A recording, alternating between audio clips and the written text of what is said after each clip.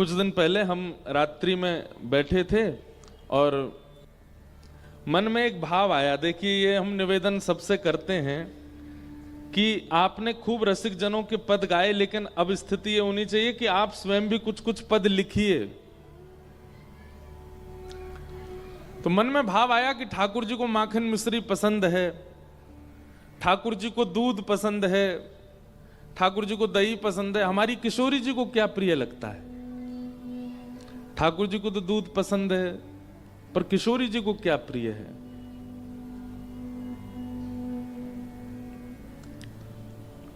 तब मन में ये पद आया, ये भाव आया। अभी तक हमने कहीं नहीं गाया, पहली बार रांची में ही गा रहे हैं। किशोरी जी को क्या प्रिय है? नहीं, आप बस सुनिए।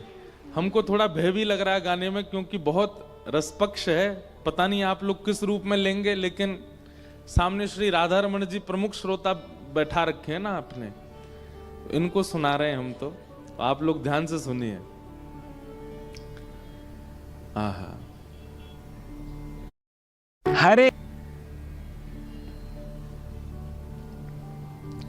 श्री जी को भावत दूध मलाई।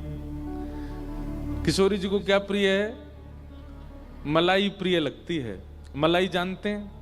मलाई किसको कहते हैं? दूध के ऊपर जो मलाई जम जावे, वो किशोरी जी को वो प्रिय है। श्री जी को भावत दूध मलाई, ओटो दूध, ओटो दूध। अब ये ब्रज भाषा है। ओटो, ओटो दूध मतलब जो दूध खूब देर तक ओटाया गया हो, गर्म किया गया हो, वो अपने अपने रूप से आधा हो गया हो, उसको ओटा हुआ दूध कहते हैं। ओटो दूध सकोरा भर के, ओटो दूध। अच्छा, ओटे दूध की एक खास बात क्या है? ओटा हुआ दूध जो होता है ना, वो मलाई युक्त ही होता है। उसमें इतनी मलाई बन चुकी होती है कि वो इतना गाढ़ा हो जाता है, जब पिएंगे तो अपने आप मलाई आती रहती है। श्री जी को वो बहुत प्रिय है। ओटो दूध सकोरा भर के, मिट्टी के ग्लास को, पात्र को सकोरा कहते हैं। ओटो दूध सकोरा भर के, अधर ले पीवत प्यारी, अधर ले पीवत प्यारी, छलकत अधरामृत मुख कोने, छलकत अधरामृत मुख कोने। अच्छा, लीला कैसी है? ये कहीं पढ़ी गई, देखी गई, सुनी गई लीला नहीं है, ये अपने आप मन में आई तो ये पद लिखा है कि ठाकुर जी किशोरी जी से मिलने आए हैं। किशोरी जी ठाकुर जी से मिलने निकुंज में जब जाती हैं तो एक दूसरे को जो प्रिय भाव लगता है ना, वो संग लेके जाते हैं।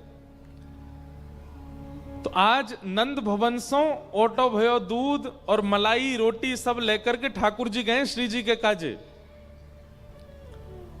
बढ़िया केसर युक्त, मिश्री युक्त ओटो भयो दूध जैसे ही ठाकुर जी ने प्रस्तुत कियो तो श्री जी इतनी मचल गई। एक तो ओटो भयो दूध अति प्रिय, वो भी श्याम सुंदर लेकर के आए हैं। किशोरी जी ने तुरंत लियो और इतनी तीव्रता से मुख से लगा करके पीन लगी कि किशोरी जी के दोनों अधरन के कोने से वो दूध छलकन लगो, वो दूध बाहर आने लगो। ओटो दूध सकोरा भर के, अधर ले पीवत प्यारी,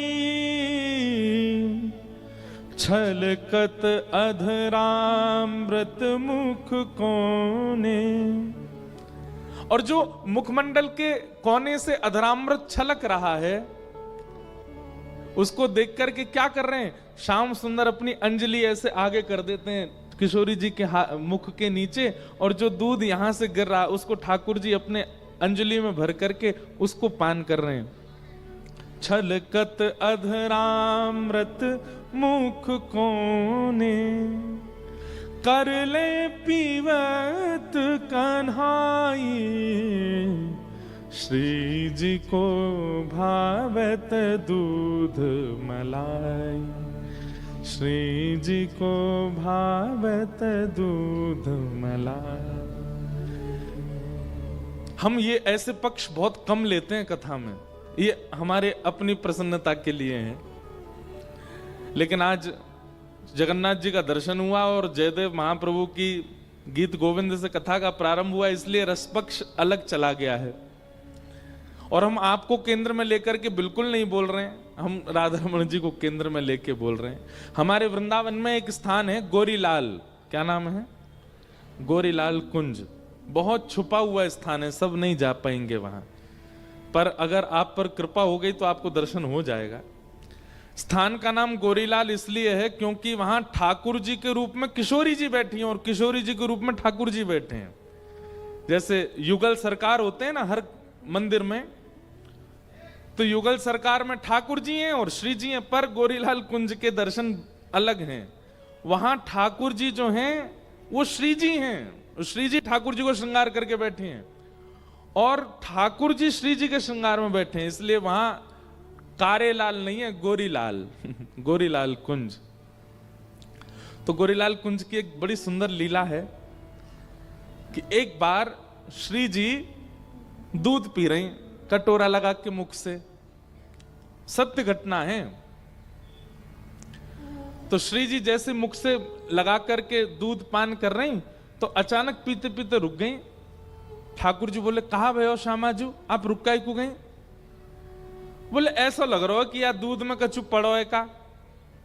ठाकुर जी बोले, लाओ मुझे दिखाओ। तो जैसे श्री जी ने दी, ठाकुर जी ने देखी, ना यहाँ में तो कछु ना है, बिल्कुल बढ़िया दूध है, आप काहे को ना पी रही?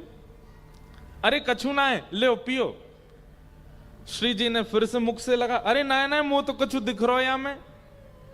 ठाकुर जी ने फिर लियो, ठाकुर जी बोले, अरे कछु ना है, उंगली बोर के नेक ऐसे करके देखी, कुछ भी नहीं उसमें, ले पियो। श्री जी ने फिर मुख, अरे ना ना देखो यहाँ में कछु है। तो ठाकुर जी बोले, अब एक काम करो, मोए मत दो, आप ऐसे ही रखो, मैं आपके बगल ते देखूंगा, यहाँ ते देखूंगा कहा है। तो श्री जी ऐसे हैं और ठाकुर जी यहां गाल से गाल स्पर्श करा के अब झांक रहे हैं भीतर की कहा है। तभी ठाकुर जी को पता चली श्री जी की जो नथ बेसर है ना, वहां में एक मणि लग रहा, वो चमक रहा दूध में। आहा, ठाकुर जी बोले, अरे श्यामाजू आप तो बड़ी भोरी हो, ये तो आपकी नथ बेसर की मणि चमक रही है। अब ये सुनते ही किशोरी जी को इतनी जोर की हंसी आई, दूध मुंहते लग रहा, और जैसी हंसी तो सब रो दूध छलक करके ठाकुर जी पे और श्री जी पे दोनों पे जाके गिर गए हो। ऐसी अंतरंग लीला। तो ओटो दूध सकोरा भर के, अधर ले पियत प्यारी, छलकत अधरा मृत मुख कोने, कर ले पियत कन्हाई, श्री जी को भावत दूध मलाई। कितनी सुंदर लीला है।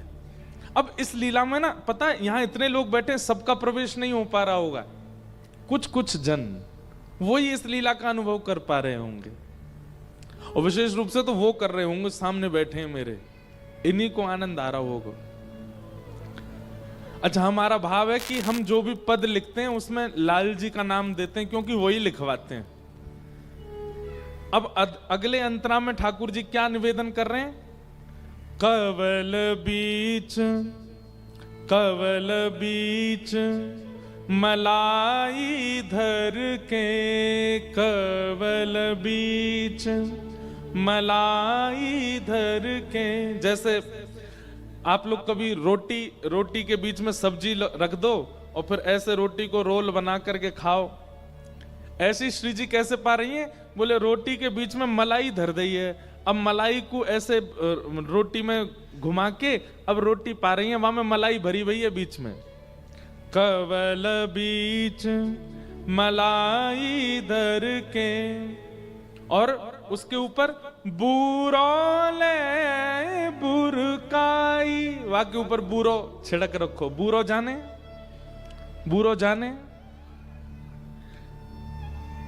एक व्यक्ति से हमने पूछा, मैंने कहा बूरा किसको कहते हैं? बोले पिसी हुई चीनी।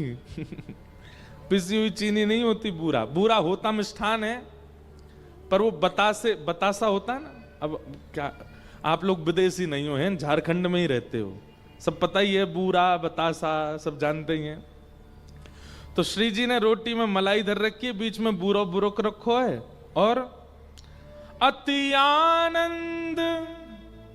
किशोरी जी को इतने चाव से रोटी में मलाई और बूरा बुरुक तो देख, अति आनंद भय गिरधर प्रभु, अति आनंद भय गिरधर प्रभु।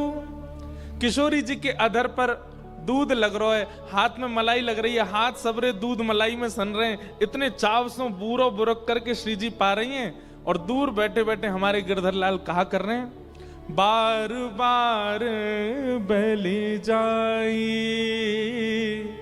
बार बार बल जाई, श्री जी को भावत दूध मलाई, श्री जी को भावत दूध मलाई। कवल बीच मलाई धर के, कवल बीच मलाई धर के, बूरौले बुरकाई, बूरौले बुरकाई, अति आनंद भय गिरधर प्रभु, अति आनंद भय गिरधर प्रभु, बार बार बलि जाई, बार बार बलि जाई, श्री जी को भावत दूध मलाई, श्री जी को भावत